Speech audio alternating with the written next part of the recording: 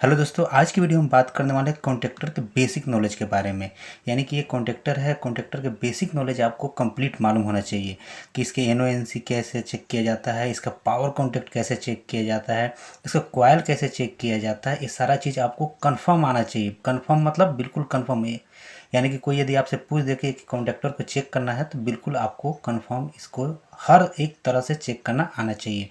तो वीडियो के लास्ट तक बने रहिएगा और वीडियो पसंद है तो प्लीज़ वीडियो को लाइक और चैनल को सब्सक्राइब कीजिएगा। चलिए फिर इसको हम स्टार्ट करते हैं। आपको कॉन्ट्रैक्टर को चेक करने के लिए आपके पास एक मल्टीमीटर या फिर क्लाइम मीटर होना चाहिए। अभी यहाँ पर मेरे पास है क्लाइम मीटर, तो क्लाइम मीटर से चेक करने के लिए भी सेम प्रोसीजर होता है, सेम नियम होता है। तो सबसे पहले हम क्या करेंगे, इसको कंटिन्यूटी रेंज पर डाल देंगे। कंटिन्यूटी रेंज डालने के बाद यहाँ से फंक्शन है, फंक्शन को हम चेंज करेंगे तो ये चला जाएगा कंटिन्यूटी रेंज पे। यहाँ पर बजर का आ गया ये कंटिन्यूटी रेंज। क्लाइम मीटर के बारे में पूरी जानकारी नहीं है तो इस पर हमने ऑलरेडी एक वीडियो बना रखा है, चाहे तो आप इसे पूरे फंक्शन के बारे में जान सकते हैं। चलिए फिर इसको टेस्टिंग करते हैं। अभी इसको चेक करने से पहले आपको ऐसे टच करके देख लेना है कि इसमें बजर का आवाज़ आ रहा है कि नहीं। तो इसमें जो कॉन्टैक्टर होता है, कॉन्टैक्टर में दो पॉइंट होता है। एक तो होता है इसमें पावर कॉन्टैक्ट, जैसे कि यहाँ पर आप देख पा रहे हो कि L1 L2 L3 और यहाँ पर T1 T2 T3। यानी कि जब इधर से ये कॉन्टैक्टर ऑन होगा तो तब यहाँ सप्लाई आएगा। यानी कि जब तक ये कॉन्टैक्टर ऑन नहीं होगा, जब तक यहाँ पर सप्लाई T1 T2 T3 पर नहीं आएगा। और सप्लाई कैसे आता है, L1 का जो सप्लाई होता है वो T1 पर आता है, L2 का जो सप्लाई होता है ये T2 पर आता है, वैसे ही L3 का जो सप्लाई होता है T3 पर आता है। ऐसा नहीं कि L1 वाला सप्लाई T2 पर आ जाएगा और L3 का सप्लाई इधर T1 पर आ जाएगा, ऐसा कभी नहीं होता है। और यदि आपको चेक करना है, इस पर दोनों पर आप क्लाइम मीटर ऐसे लगाना है और यहाँ पर जैसे यानी कि जैसे कॉन्टैक्टर हमारा ऑन होता है तो ये ऑन होने के बाद अंदर की ओर ऐसे प्रेस हो जाता है। तो इस तरह से आपका ये कंटिन्यूटी शो करने लगेगा।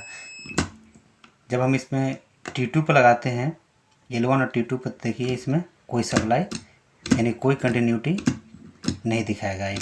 वैसे ही जैसे हम L2 पे यदि लगाते हैं और जब हमारा कॉन्टैक्टर ऑन हो जाएगा तो सप्लाई कहाँ पर आएगा, T2 पे, यानी कि यहाँ पर।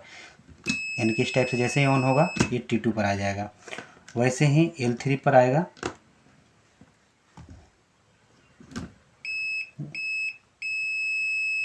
ठीक है, तो ये हमारा हो जाता है पावर कॉन्टैक्ट। पावर कॉन्टैक्ट करने का मतलब ये हो जाता है, ये जो कॉन्टैक्टर है 3 फेज का है तो ये यहाँ पर L1 L2 L3 लिखा है। वैसे ही सिंगल फेज का जब होगा तो यहाँ पर लाइन और न्यूट्रल लिखा होगा। तो यहाँ पर हम RYB सप्लाई देते हैं और यहाँ पर जो मोटर का जो टर्मिनल होता है RYB, उसे हम यहाँ पर कनेक्ट कर देते हैं।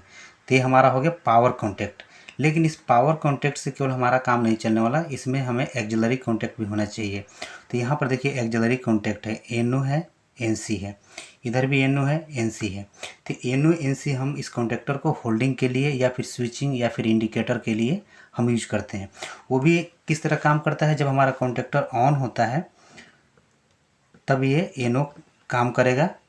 यानी कि देखिए अभी ऑफ है ये, तो इसमें कोई कंटिन्यूटी नहीं दिखाएगा। जैसे ही कॉन्टैक्टर ऑन होगा ये NO से NC में कन्वर्ट हो जाएगा, यानी कि इधर से सप्लाई इधर की ओर आउट हो जाएगा। लेकिन जब NC जो होता है, NC क्या करेगा, ये NC में डायरेक्ट आपको सप्लाई दिखाता रहेगा। यानी कि जब हमारा कॉन्टैक्टर ऑफ रहेगा, यदि हमें इंडिकेशन चाहिए कि हमारा कॉन्टैक्टर ऑफ यानी कि मोटर ऑफ है, तो हम इससे सप्लाई लेके उसे स्विचिंग कर सकते हैं, इंडिकेट।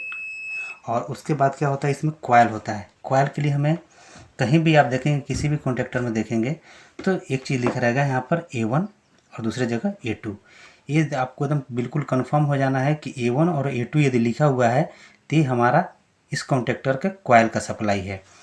यदि हमें कॉइल चेक करना हो तो कैसे चेक करेंगे, तो इसी बजर मोड पर रख के हम इन दोनों टर्मिनल पर ऐसे टच करेंगे। टच करेंगे तो यहाँ पर कुछ रेजिस्टेंस शो करेगा, यानी कि अभी दिखा रहा है 127 128। ये घट बढ़ रहा है इसलिए क्योंकि ये लूज है। ये देखिए यहाँ पर एकदम बिल्कुल कांस्टेंट रुक गया ये, अब ये आगे पीछे नहीं होगा। यानी कि 127.8 इसका क्या हो गया, रेजिस्टेंस वैल्यू हो गया। किसका, इसके अंदर जो कॉइल है, इसके अंदर जो कॉइल लगा हुआ है उसका, कॉइल का इसका रेजिस्टेंस वैल्यू। मोटर को कितने वोल्टेज से हमें ऑन करना है, यानी कि हमारा जो पैनल है, कंट्रोल पैनल है, तो आपको कंट्रोल पैनल में कितना वोल्टेज से ऑपरेट हो रहा है ये कॉन्टैक्टर को ऑन करना है, उस चीज़ पर डिपेंड करता है इस कॉन्टैक्टर का कॉइल वोल्टेज। तो जिस पैनल में हमें यूज करना है अभी यहाँ पर कितना चाहिए, 110 वोल्टेज है ना, 110 वोल्ट 50 to 60 हर्ट्ज, ठीक है ना। F7 इसका मॉडल नंबर है।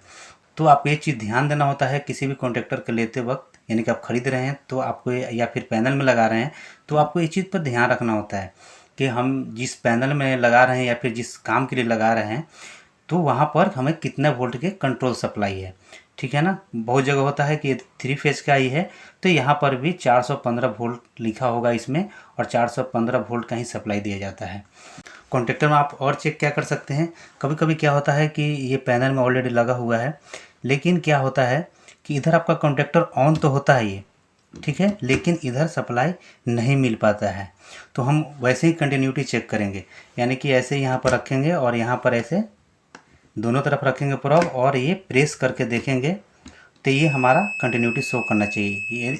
यदि ये दबाने के बाद भी ये कंटिन्यूटी शो नहीं कर रहा है तो समझ लीजिए आप कि हमारा जो कॉन्टैक्टर है कॉन्टैक्टर ख़राब। लेकिन जो इसके अंदर का ऐसे इस टाइप से कॉन्टैक्ट अप डाउन होता है, चिपकता है हटता है, चिपकता है हटता है, वो इसके कॉन्टैक्ट पॉइंट में या तो कार्बन आ गए हैं या फिर वो ख़राब होने से, यानी कॉन्टैक्ट पॉइंट ख़राब होने से ये काम करना बंद करता है। तो दोस्तों आशा करता हूँ ये वीडियो आपको पसंद आएगा। वीडियो पसंद आएगा तो प्लीज़ वीडियो को लाइक और चैनल को सब्सक्राइब कीजिएगा। चलिए फिर मिलते हैं नेक्स्ट वीडियो में, तब तक के लिए जय हिंद।